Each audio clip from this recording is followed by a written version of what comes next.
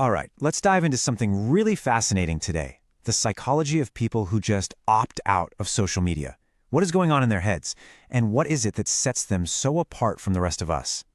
You know who I'm talking about, right? That person who seems totally present when you talk to them, who's focused and just has this sense of ease about them.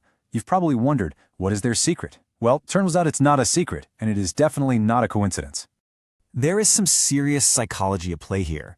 People who stay away from social media, they're often operating on a completely different mental wavelength.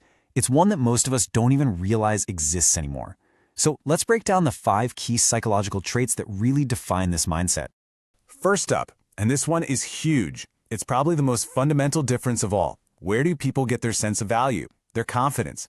It all boils down to one thing: validation. So think of it like this. The online brain gets caught in what's called an external reward loop. Every single like, every share, every positive comment, it's a little hit of dopamine. It feels good. But the catch is, your self-worth becomes tied to what other people think. The offline brain, on the other hand, is building something way more stable. And this is the superpower: internal validation. It means your confidence isn't on a roller coaster, shooting up and down with every notification. It's this durable, solid sense of self that you build from the inside out, based on your own principles, your own achievements. You become your own source of approval. And you know, this internal stability, it leads right into our second point. Because when your self-worth isn't constantly being pulled in a million directions, you free up a resource that has become incredibly scarce: our attention. Let's be real. Social media platforms are masterfully engineered to distract us. The infinite scroll, the little red dots, they are designed to train our brains to jump from one tiny stimulus to the next, and that just shatters our focus.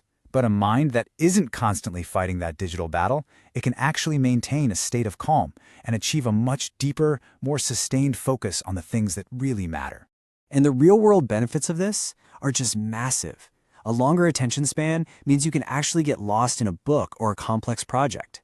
Stronger focus means you get more done, and the quality is better. And better emotional regulation? That means you're less likely to get derailed by a small frustration. It's a huge cognitive advantage. Okay, so you might be thinking, if they aren't connecting online, how do they build relationships? And that brings us to our third trait, which is all about the quality of their human connections. Psychologists have a term for this. It's called authentic connection orientation. I know, it's a mouthful, but the idea is simple. It's a powerful preference for what's real. We're talking face-to-face conversations, picking up on nonverbal cues, and the genuine energy you feel when you're truly present with someone. It's choosing the substance of reality over the curated perfection of a digital highlight reel. And this quote it nails it. They're emotionally sharper. Why? Because they're focused on genuine human signals. Body language, tone of voice, all those little micro expressions.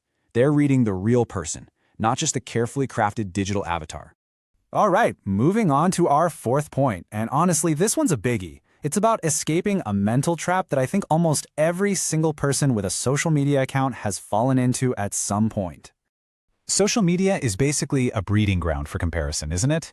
It quietly triggers us to measure our lives, our looks, our jobs, our vacations, against the seemingly perfect lives of everybody else, and that creates this immense, constant psychological pressure.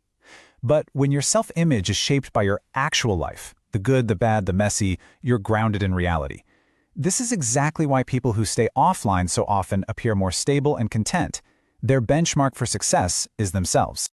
And all of this, the internal validation, the deep focus, escaping that comparison trap, it all leads to our fifth and final psychological trait.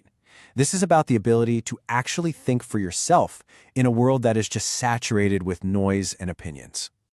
This is what psychologists call cognitive independence, and it's exactly what it sounds like: the skill of forming your own perspective without being swayed by whatever idea is trending or going viral. When you're not constantly swimming in the internet's river of groupthink, your own thoughts actually have the space to breathe, develop, and mature. And the results of this are so powerful. People with cognitive independence, they tend to have much clearer personal boundaries. They know who they are, which gives them a way stronger sense of identity.